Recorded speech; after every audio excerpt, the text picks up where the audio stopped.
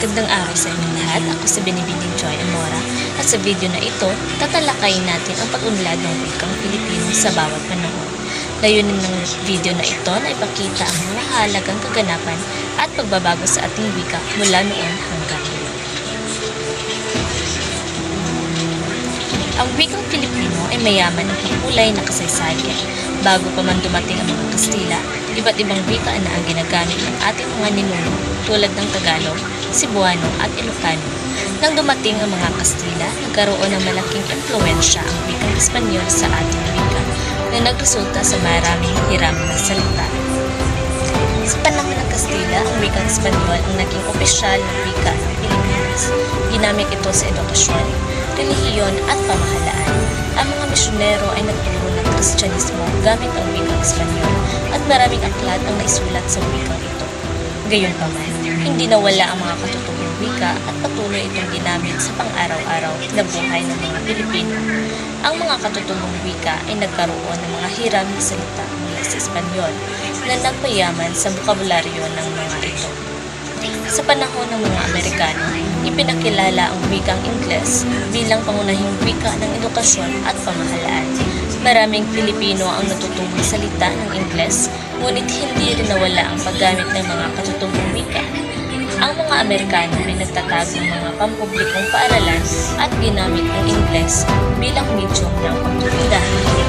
Naging bilingual ang maraming Pilipino. Bukod dito, nagkaroon din ng mga publikasyon at pahayagan sa Ingles na napalaganap ng kaalaman at impormasyon. Sa panahon ng mga Hapon, nagkaroon ng pagbabago sa sistema ng edukasyon. Ipinakilala ang wikang Nipongo at itinuro ito sa mga paaralan. Gayunpaman, hindi ito nagtagal dahil sa maikling panahon ng pananakop ng mga Hapon. Sa kabila nito, naging mas malaya ang mga Pilipino sa paggamit ng kanilang sariling wika sa panitikan at iba pang anyo ng sining. Ang panahong ito ay tinaguri ang gintong panahon ng panitikang Pilipino dahil sa pag-usbong ng mga akdang pampanitikan na nakasulat sa Pilipino.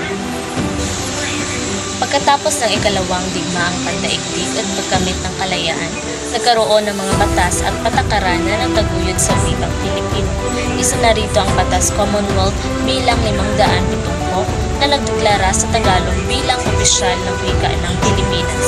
Maraming kilalang personalidad tulad ni Manuel L. Quezon ang nag-ambag sa pag-unlad ng ating wika.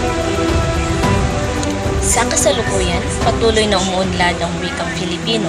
Malaki ang papel ng teknolohiya at social media sa pagpapalaganap at pagbabago ng wika.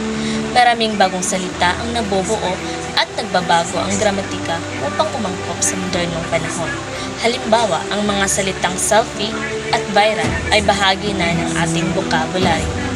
Sa kabuuan, ang wikang Filipino ay patuloy na nagbabago at umuunlad.